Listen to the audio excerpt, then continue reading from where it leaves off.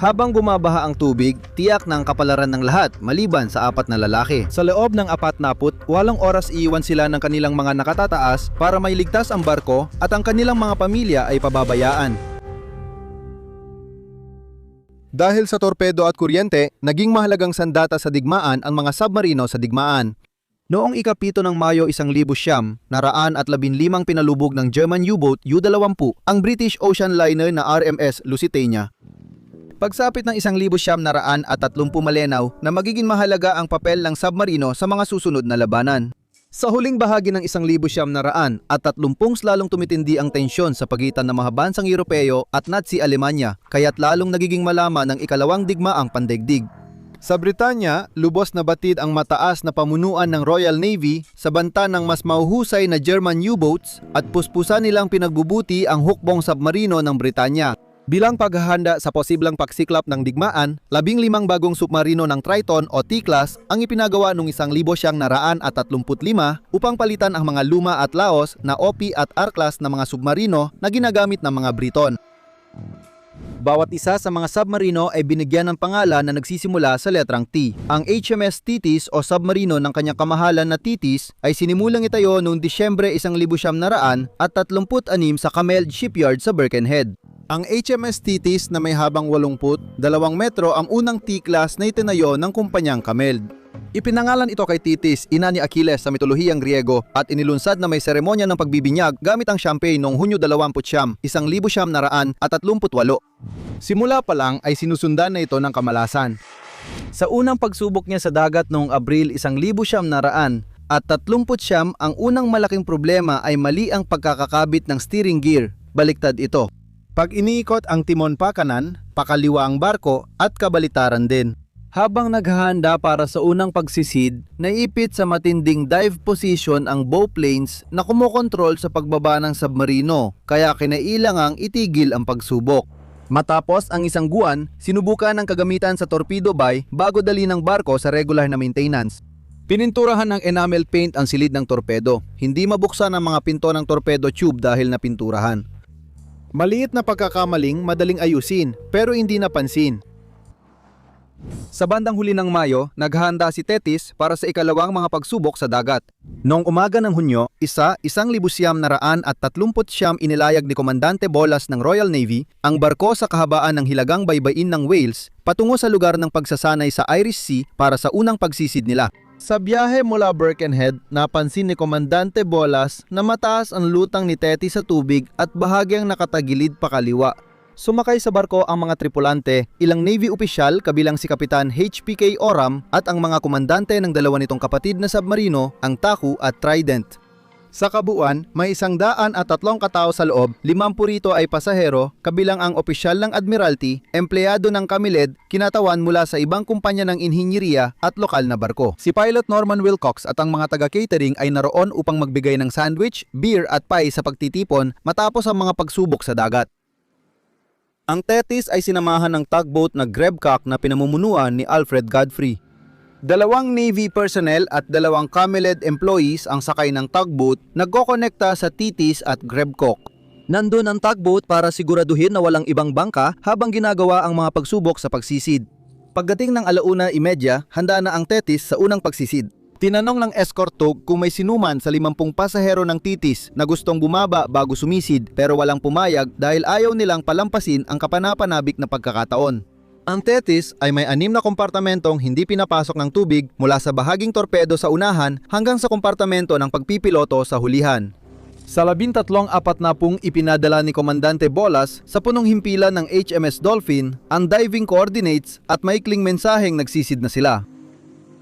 Napansin ni Kapitan Godfrey mula sa Grebcock na hirap lumubog ang Thetis.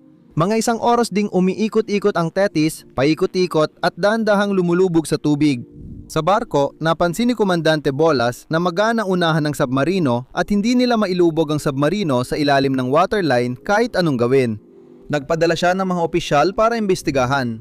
Ginagamit minsan ng mga torpedo tube sa unahan ng barko bilang ballast para balansihin ito. Ininspeksyon ni Tangente Fred Woods, opisyal ng torpedo, ang bawat tubo ng torpedo para tsaking may hangin o tubig ang mga ito. Inaasahan niyang may hangin dahil mataas ang lutang ng barko. Para malaman kung binaha ang tubo, buksan lang ang maliit na stopcock sa pinto ng tubo ng torpedo. Kung may lumabas na tubig, ibig sabihin nito ay binaha ang tubo. Binuksan ni Teniente Woods ang test cock ng torpedo tube 5 at ilang patak lang ng tubig ang lumabas na normal sa torpedo tube. Ang panloob na pinto ng torpedo ay pininturahan para hindi mabuksan. Matibay ang enamel na pintura para pigilan ng tubig sa test stopcock. Binuksan ni Teniente Woods ang panloob na hatch para inspeksyonin ang tubo. Ang panlabas na pinto ng torpedo tube ay talagang bukas na bukas at ang tubo ay lubos na binaha. Habang binubuksan niya ang panloob na hatch, agad bumukas ng malakas ang pinto at bumaha ng dahan-daang galon ng tubig dagat sa torpedo compartment. Sinubukan ni na Woods at iba pa isara ang hatch pero natalo sila ng presyon ng tubig dagat. Ang bigat ng rumaragas ang tubig at bow planes na kaset para sa matari na pagsisid ang nagpasubsob sa tetis. Nagsimula itong lumubog halos agad-agad. Bago magtatlong hapon, narinig ng tripulante ng support tug ang malakas na buga ng hangin at nakita nilang mabilis lumubog sa tubig ang HMS Thetis. Nagulat ang komandante sa barkong Grebcock sa kanyang nakita. Lubog na ang unahan ng Thetis habang nakataas ang likuran nito. Hindi yon normal. Inutusan ni Teniente Woods ang lahat na lumabas at sinubukang isara ang pintuang hindi tinatablan ng tubig papuntang kompartamento ng torpedo. Nakatungo na ang Thetis at nakalaylay pababa sa kompartamento ng torpedo ang pintong bakal. Nakabukas ang pinto dahil sa kawit sa loob ng kompartamento at likod nito. Isang tripulante ang bumaba sa kompartamento at inalis ang kawit. Nakatayo naman si Teniente Woods sa ibabaw ng pintuan ng torpedo compartment. Hinatak niyang pataas ang pinto papalapit sa kanya. Dahil mabilis na puno ng tubig ang unahan ng submarino at sa bigat ng pinto at sa anggulo ng pagsisid, halos imposibleng maisara ito. Sa tulong ng grupo niya, nahila ni Teniente Woods ang pinto pataas. Pero ang pinto ay walang isang sentrong mekanismo ng pag-lock. Mayroon itong 18 butterfly bolts. Ilan sa mga bolt na ito ay nakaharang at pumipigil dito na maisara. Kailangang buksan ang bawat butterfly bolt bago mahila ang pinto sa lugar. May mga kasangkapan ding bumagsak sa mabigat na metal na pinto. Na-secure lang ng grupo ang isang butterfly bolt. Tumigil sila sa pagtatangka at sinubukang umakyat mula sa kompartamento ng imbakan ng torpedo papunta sa ikatlong kompartamento, ang tulugang bahagi. Sinubukan ni na Arnold Cunningham at iba pa sa engine room na isara ang pinto sa pagitan ng tulugang bahagi at kompartamento ng imbakan ng torpedo. Patuloy pa ring sinusubukang makalabas ng mga tauhan mula sa stowage at torpedo compartments. Pinag-iisipan ni Arnold na isara ang pinto at iwan ng ilan sa tauhan para mailigtas ang submarine at natitirang tripulante. Mataas ang kanyang posisyon at sa laban ng buhay at kamatayan, siya ang lamang. Ang ganitong mahirap na desisyon ay tinuturing ng mga submarinero bilang paraan para sa kaligtasan. Naghihintay muna siyang maging ligtas ang lahat bago isinara ang harang na hindi pinapasok ng tubig. Napuno na ng tubig ang dalawang yunahang watertight na kompartimento bago ito isinara. Hindi nagulog ng angkla ang barkong Grebcock at dahan-dahang lumayo mula sa huling posisyon ng submarino. Sa control room ng Thetis, napansin ng tripulante ang isa pang problema. Inutusan ni Kapitan Oram na bugahan ng hangin ang mga pangunahing ballast tank para tumaas ang buoyancy. Dahil sa anggulo ng barko, mas mabilis na puno ng tubig ang ballast tank kaysa na ilalabas. Kaya itinigil ang operasyon para makatipid ng resources. Binawasan nila ang paggamit ng kuryente para tumagal ang baterya. Dahil sa bigat ng koneladang tubig, lumubog ang unahan ng barko ng 30 metro sumadsad sa maputik na ilalim at hindi na sila nakaalis. Naipit sila sa ilalim ng dagat, 30 metro sa ilalim ng ibabaw ng dagat ng Ireland. Ang kanilang ASDIC, isang lumang sonar, ay sira kaya hindi sila makakakontak sa ibabaw. Umasa sila na kung di pa bumalik ang Thetis sa oras, may darating na tulong para sagipin sila. Nag-alala ang mga opisyal ng Royal Navy matapos 3 oras na walang kontak sa Thetis kaya nag-utos silang magsagawa ng paghahanap. Ang Royal Navy destroyer na HMS Brazen na malapit na sa Irish Sea ay ipinadala upang tumulong hanapin ang Thetis. Nagsimulang saliksikin ang lugar at nakita ang escort tug. Ang HMS Thetis ay may sapat na hangin para manatiling nakalubog ng 36 na oras kasama ang karaniwang dami ng mandaragat. Dahil may dagdag na 50 pasahero, alahati na lang ang oras. Kalmado pa rin ang mga lalaki, nagkukwentuhan tungkol sa esports at sa pagtanggap na matatanggap nila matapos masagip. Habang tumatagal na walang senyales ng pagsagip, nag-alala si Komandante Bolas sa nauubos na supply ng hangin. Habang sakay ng Thetis, nagplano ang tripulante para tulungan ang mga tagapagligtas sa taas. Nagdesisyon silang itapon ang karamihan ng inuming tubig sa mga tangke sa hulihan. Magpapagaan ito sa hulihan ng Thetis para lumutang sa ibabaw. Ang submarino ay 82 metro ang haba pero nasa 30 metrong lalim lang sila. Umepekto ang plano at ang hulihan ng Thetis ay lumitaw sa ibabaw ng tubig, kitang-kita ng sinumang malapit. Nagkamali ng lugar ang mga barkong panligtas sa paghahanap. Lumalim ang gabi at hindi pa rin natatagpuan ang Thetis. Dahil walang marinig na anumang hudyat ng pagsagip, nanawagan si Komandante Bolas para sa mga voluntaryo para simulan ang paglikas sa barko gamit ang escape hatch. May escape gear ang mga tripulante pero iilan lang ang wastong sinanay sa paggamit nito. Siyempre, ang 50 pasahero sa barko ay walang ideya kung paano makatakas mula sa lumubog na submarino.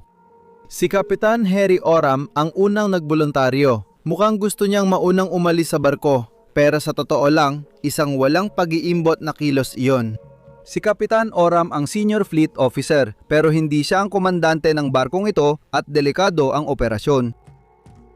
Para makalabas ng barko gamit ang escape hatch, kailangang umakyat sa escape chamber ang mga tatakas. Punuin ito ng malamig na tubig mula sa dagat ng island para mapantay ang presyon bago buksan ang panlabas na hatch.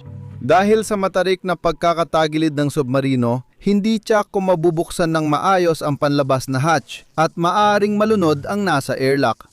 Kahit na makalabas sila at makarating ng ligtas sa ibabaw, posible pa rin na walang makikitang rescue vessel. Dahil dito, malaki ang posibilidad na malunod sila o mamatay sa lamig bago masagip. Naglagay si Kapitan Auram ng mensahe sa damit niya tungkol sa sitwasyon sa barko at sa pangangailangang mapasukan ng sariwang hangin ang barko. Kahit patay, makakatulong pa rin siya sa natitirang mga lalaki kung matagpuan ang katawan niya. Matagumpay na nakaakyat si Kapitan Orem ng 6 na metro papunta sa ibabaw kung saan siya naghintay sa malamig at madilim na tubig. Sumunod si Teniente Woods, isa pang mandaragat at lumabas din sa escape hatch at sinamahan siya.